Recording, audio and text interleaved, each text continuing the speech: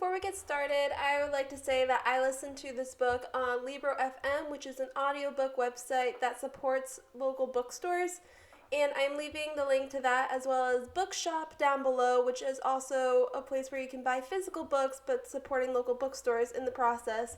I think this is really important because during the pandemic they are struggling a lot, and it's really good to try and support them right now as much as possible to keep them from closing. So if you want to buy this book, then I would really appreciate it if you bought it from either Libro FM or Bookshop. Alright, now let's get started with the reading vlog.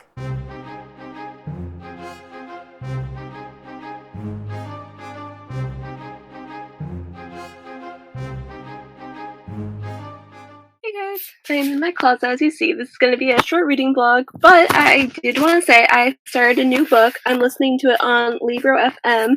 It's called I'm Not Dying With You Tonight by Kimberly Jones and Gilly Siegel, or Jilly Siegel. I'm sorry, one or the other.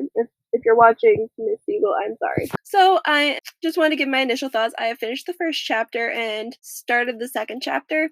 So the first chapter is all from Lena's point of view as she gets ready for the football game, which is where shit's going to go down. Because I'm Not Dying With You Tonight is about two girls in high school, one black, one white, and they end up getting kind of like caught in the middle of a race riot that happened that's going to break out at the football game. So this is about, the first chapter is about Lena getting ready for the football game. She's chilling out. I like her. She's really cool. The book started out a lot lighter than I thought it was going to be, honestly. I thought it was going to be like a little dark, especially from Lena's point of view, but it actually was not. It's starting, I know it's going to get real dark later on, like I'm guessing chapter 3, but it was pretty cool so far. It at least started out pretty light, like very much like a regular teen novel and stuff. Lena is cool. I liked hearing her talk with her friends and stuff, and it was really interesting how the author did it, where like at first they just seemed like typical teenage girls, just like gushing over shoes and stuff like that, and then like the authors just slipped in that her best friend's mother died of a heroin overdose, and that's why she can't say goodbye. She always says, love you later, because that was the last thing her mother said to her before she died. And I really like that, because honestly, as somebody who grew up with a darker background myself, like,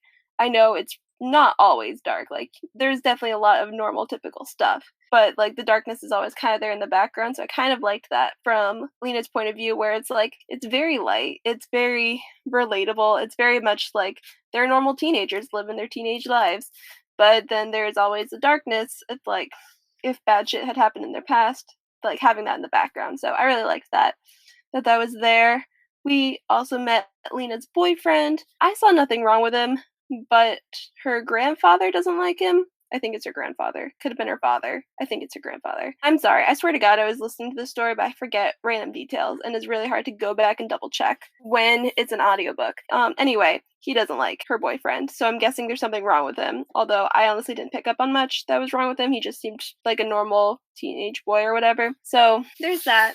It's really good so far. I definitely like it. This is gonna be such a rough read, so I know this is not gonna end well.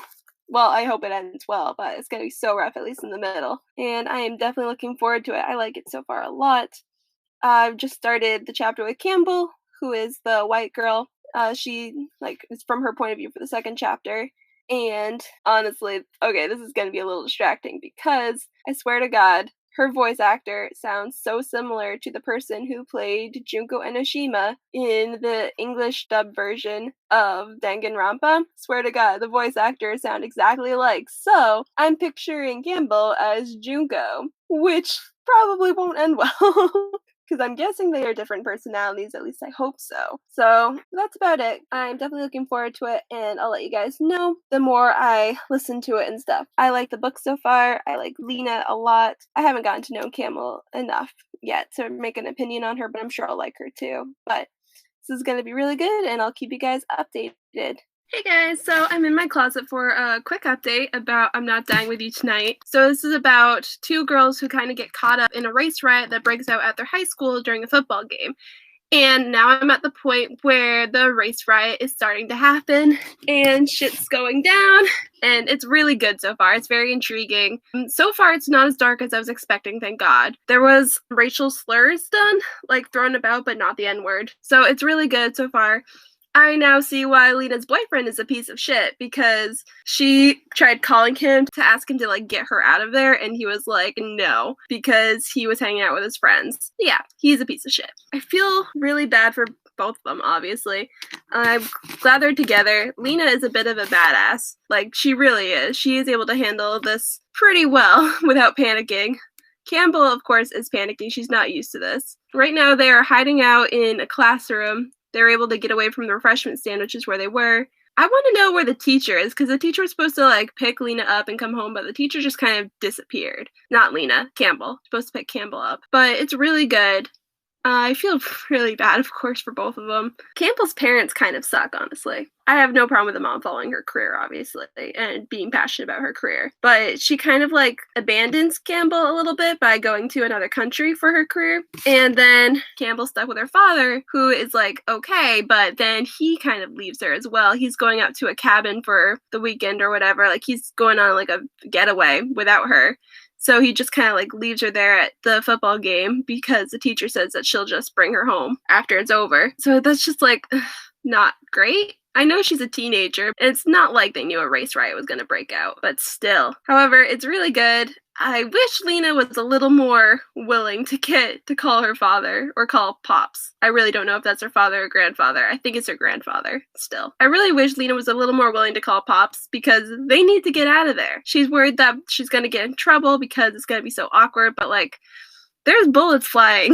The police brought guns into the mix. Like, you guys gotta go. But I don't think I'm anywhere close to even halfway through the book yet. So it's gonna be really interesting to see where this is gonna go. This is definitely gonna escalate beyond this. But it's very good so far, and I highly recommend it. If anyone is looking to read something that's basically an action book that's very relevant to today. It's about police brutality, it's about race relations, it's really cool. It features two strong female protagonists on opposite sides, but they kind of get caught into the mess together, so I'm a sucker for those books, honestly. But hugely recommend it. I highly recommend it, and yeah, that's about it. Hey guys, so I am here with my final reading vlog for I'm Not Dying With You Tonight. So I finished it yesterday, and it was so good. Oh my gosh. Lena's boyfriend, Black. I'm